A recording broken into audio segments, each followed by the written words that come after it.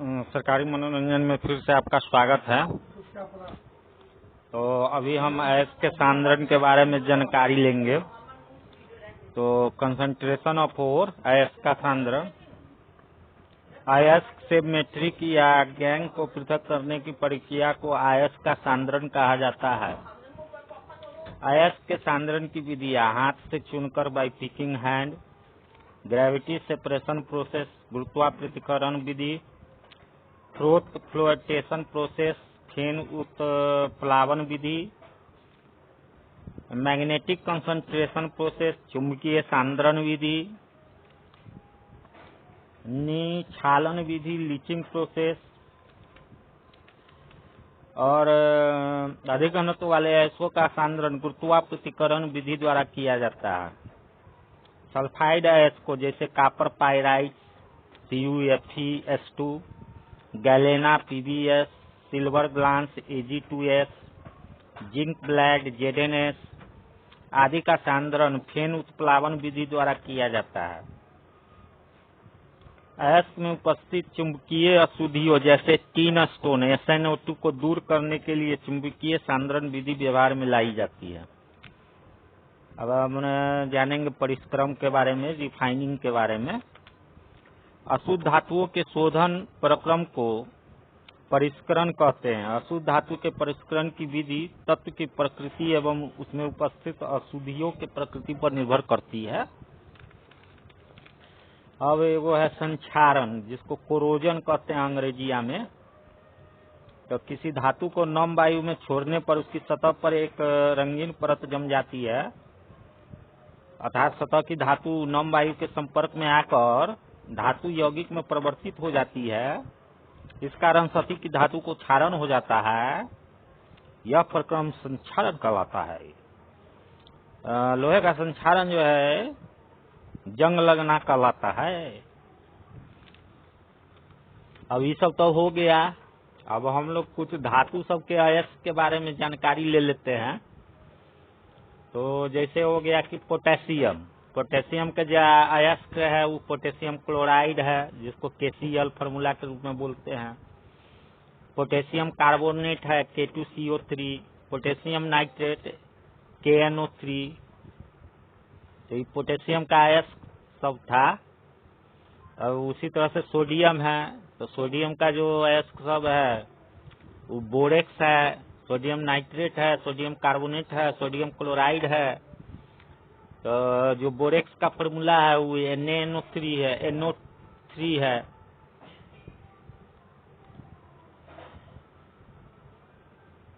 जिसको चाइल नाइट्री बोलते हैं। उसी तरह Na2B4O7.10H2O जो होगा उसको टिनकल बोलेंगे। सोडियम सल्फेट है, सोडियम का जो अयस्क उसका फॉर्मूला है Na2SO4.10H2O। इसको ग्लोबर साल्ट भी कहते हैं। उसी तरह सोडियम नाइट्रेट का फॉर्मूला हो गया Na2CO3.10H2O। सोडियम कार्बोनेट का हो गया Na2CO3, इसको सोडा ऐश भी कहते हैं। और सोडियम क्लोराइड, इसको कॉमन साल्ट जो नमक हम लोग खाते हैं, NaCl का फॉर्मूला हो गया, रासायनिक फॉर्मूला।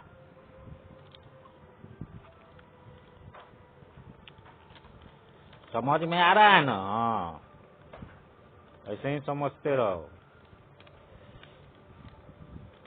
अब हमारा अगला जो है वो है मैग्नीशियम। तो एक जो है अयस्क का नाम है मैग्नासाइट। एक फॉर्मूला है MgCO3। Carnallite KCl.MgCl.6H2O। उसी तरह डोलोमाइट, एक फॉर्मूला होगा MgCO3.CaCO3। एप्सम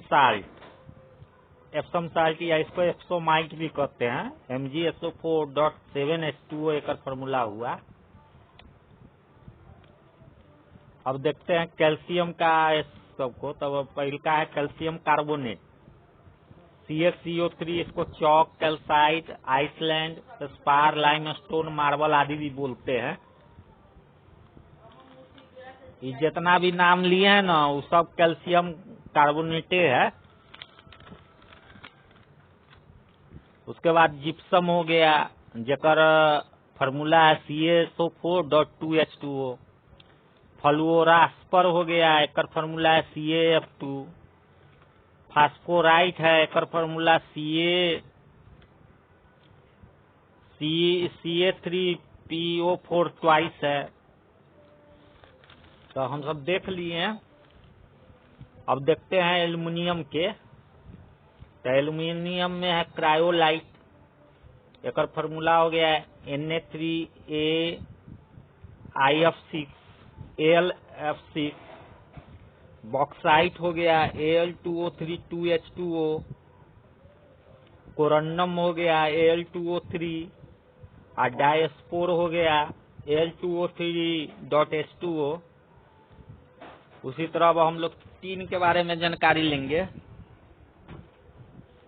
टीन का जो होता है ना अयस्क होता है कैसेटेराइट, एक फार्मूला में बोलते हैं SnO2, इसको टीन स्टोन भी कहते हैं।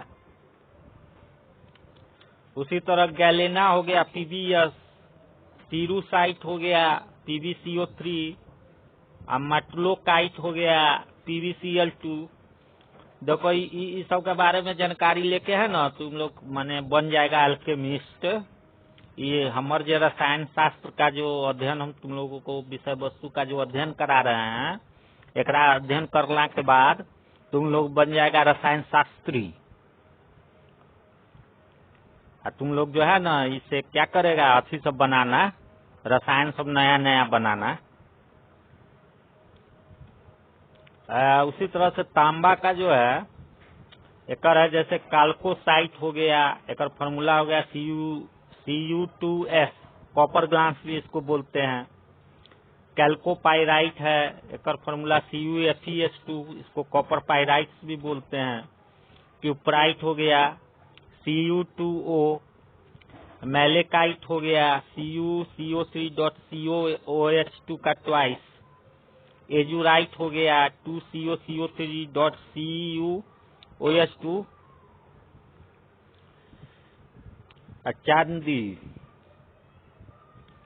चांदी हो गया नेटिव सिल्वर कहते हैं AG। Argentite Ag2S, silver glance इसको कहते हैं। और उसी तरह से इसका हो गया केराजीराइट, जिसको AgCl या हॉर्न सिल्वर भी कहते हैं। तो चांदी का भी हम लोग देख लिए। और इसका जस्ता है, तो जस्ता का जो होता है वो जिंक ब्लेंट हो गया। ZnS होता है, इसको ब्लैक जैक भी कहते हैं। फ्रैंकलिनाइट है, तो इसको ZnFeO.Fe2O3 का फॉर्मूला हो गया। कैलामीन है, तो ZnCO3 जो होगा वो कैलामीन होगा। जिंकाइट है, इसका ZnO, इसको रेड जिंक भी कहते हैं। तो जस्ता का भी हम लोग अयस्क देख लिए। अब मरकरी का अयस्क जो है उसको सिनाबार कहते हैं HgS। मैंगनीज का अयस्क है पाइरोलूसाइट MnO2। Magnite Mn2O3.H2O। अब लोहा, ये सबसे इम्पोर्टेंट है। लोहा का उपयोग हर जगह होता है। लोहा का घर माने छड़ में यूज होता है, घर के खिड़की बनाने में, दरवाजा बनाने में, लोहा के कल के हैंडल में, ये सब लोहे रहता है। लाइन कट गया, लाइन आता है तो बताते हैं।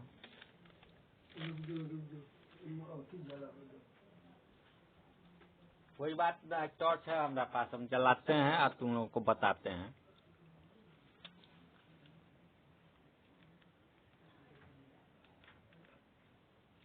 चलो अब आगे शुरू करते हैं।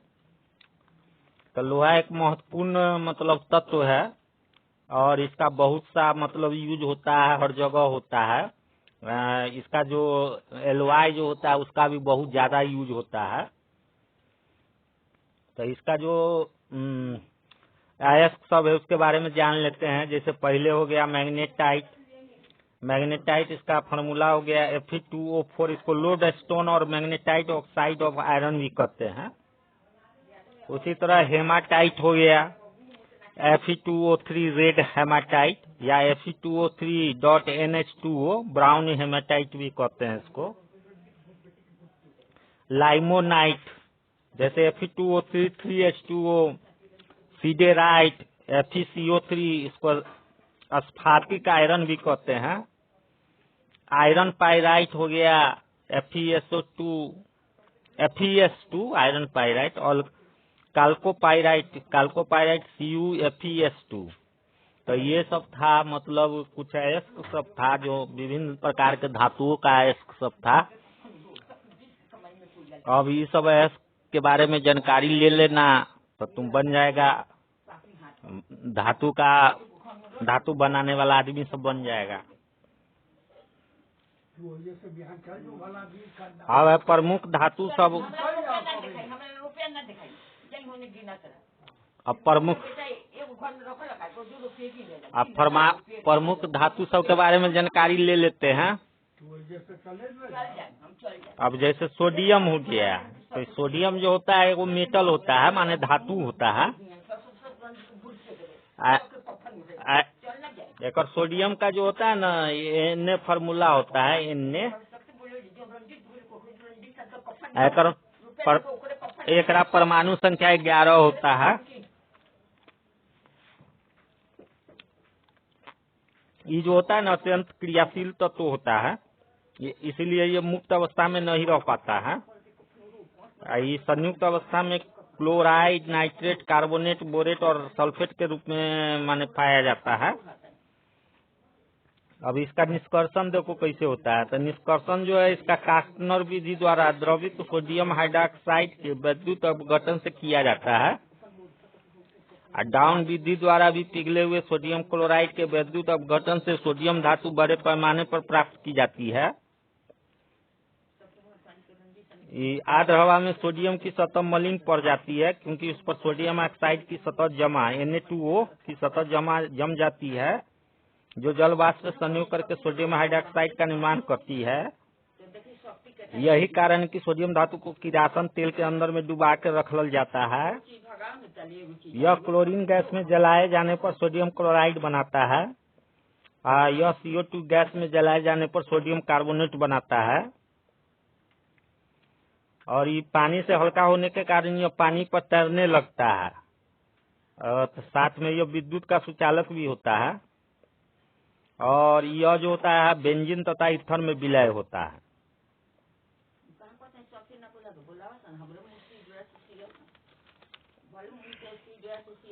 अब एक सबके उपयोग जो है, अब कारक के रूप में होता है सोडियम का उपयोग, तथा सांश्लेषिक प्रतिक्रियाओं जैसे सिंथेटिक रिएक्शन में द्रवित सोडियम का उपयोग शीतलकों में, नाभिकीय रिएक्टरों में तथा कृत्रिम रबर के बहुलीकरण में उत्प्रेरक के रूप में किया जाता है। सोडियम जो है ना, लेड मिश्र धातु का उपयोग जो है टेट्रा एथिल लेड नामक अपस्फोटन रोधी यौगिक बनाने में भी होता है। तो ये सब था सोडियम का विशेषता। अब हम लोग चले आएंगे मैग्नीशियम में। इसका परमाणु संख्या होता है 12।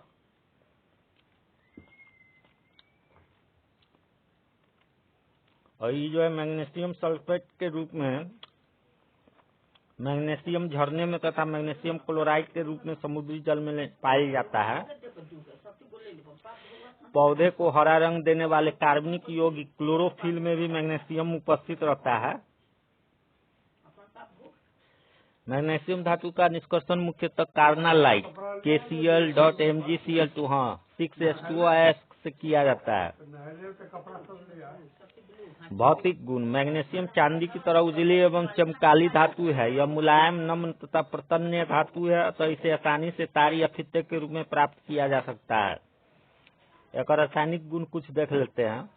ये तनु अम्लों के साथ प्रतिक्रिया कर यह हाइड्रोजन गैस बनाता है। यह क्षार से किसी भी प्रकार की प्रतिक्रिया नहीं करती है। तनु नाइट्रिक अम्ल के साथ है मैग्नीशियम नाइट्रेट तथा अमोनियम नाइट्रेट बनाता है। शुष्क ईथर की उपस्थिति में इथाइल आयोडाइड या ब्रोमाइड से प्रतिक्रिया करके इथाइल मैग्नीशियम आयोडाइड या ब्रोमाइड बनाता है, जिसे ग्रिग्नार्ड प्रतिकारक कहते हैं।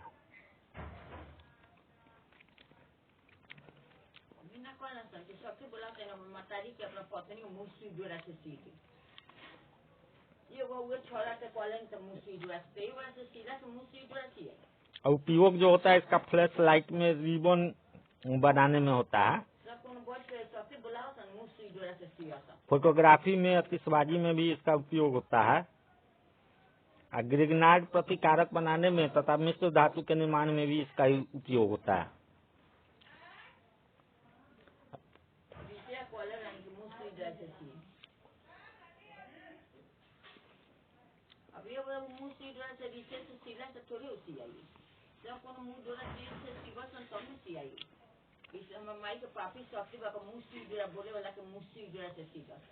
मैग्नीशियम मिश्र धातु काफी हल्का होता है। ये मैग्नीशियम का ही मिश्र धातु है। इस कारण इसका उपयोग जो है ना हवाई जहाज, तराजू आदि के बनाने में होता है। उसी तरह ड्यूरालमीन का उपयोग भी हवाई जहाज के निर्माण में होता है। प्रेशर कुकर भी ड्यूरालमीन से बनाए जाते हैं। फ्लैश बल्बों में नाइट्रोजन गैस के वायुमंडल में मैग्नीशियम का तार रखा जाता है।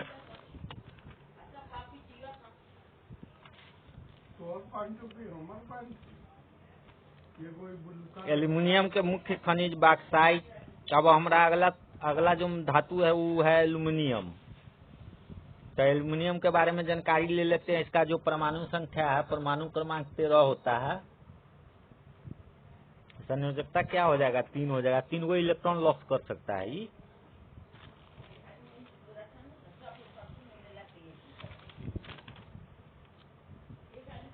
एक जो मुख्य खनिज सब होता है वो bauxite, appro, feldspar, lapis, lazuli, cryolite और एनुलाइट, ये सब एक मुख्य खनिज सब है। औद्योगिक में एल्यूमिनियम बॉक्साइट से ही प्राप्त किया जाता है। ये जो होता है ना धातु, ये धातु जो होता है उष्मा और विद्युत का धातु, तो उष्मा विद्युत का सुचालक होता ही है। अन्य धातुओं के साथ उपयोगी मिश्र धातु जैसे magnesium, aluminium plus magnesium, nickeloy, nickel plus aluminium plus तांबा, वाई मिश्र धातु एल्यूमिनियम प्लस तांबा प्लस निकिल प्लस मैग्नीशियम आदि बनाती है। इसका निष्कर्षण मुख्यतः बॉक्साइट अयस्क विद्युत अपघटन विधि द्वारा किया जाता है। बॉक्साइट का रासायनिक नाम हाइड्रेटेड एल्यूमिना है। बॉक्साइट के विद्युत अपघटन में क्रायोलाइट का उपयोग बॉक्साइट को कम ताप पर घुलाने हेतु किया जाता है। यह ऊष्मा और विद्युत का सुचालक होता है। यह धातुवर्त तथा तन्य धातु है। तन्नु या सांद्र का हाइड्रोक्लोरिक अम्ल में घुलकर यह हाइड्रोजन गैस देता है एवं एल्यूमिनियम क्लोराइड बनाता है। यह सांद्र सल्फ्यूरिक अम्ल के साथ गर्म किए जाने पर एल्यूमिनियम सल्फेट बनाता है और SO2 गैस बाहर कर देता है। यह हैलोजन से संयोग करके हैलाइड बनाता है तथा नाइट्रोजन के साथ प्रतिक्रिया करके एल्यूमिनियम नाइट्राइड बनाता है। तो ये सब था एल्यूमिनियम के विशेषता सब। एक उपयोग सब देख लेते हैं। ये चूंकि हल्का होता है इसलिए इसका मिश्र धातु जो है वायुयान, मोटर आदि बनाने में व्यवहृत होता है। घरेलू बर्तन में भी इसका प्रयुक्त होता है। इसका तार जो है विद्युत संचालक में प्रयुक्त होता है। लोहा, मैंगनीज आदि धातुओं के ऑक्साइडों को धातु में अपकृत करने में यह काम आता है। और एक जो पत्थर हो मिठाई, सिगरेट आदि लपेटने में काम आते हैं। थर्मिट विधि द्वारा धातु के कुछ ऑक्साइडों को धातु में अपकृत करने में यह प्रयुक्त होता है। स्टील उद्योग में इसका उपयोग डीऑक्सीडाइजर के रूप में किया जाता है क्योंकि यह इस्पात में मौजूद नाइट्रोजन और ऑक्सीजन का अवशोषण कर लेता है।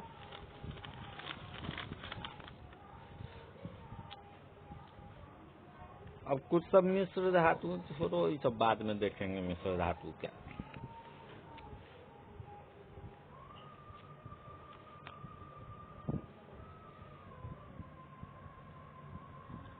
तो आज के लिए इतना ही रहने देते हैं। अगले दिन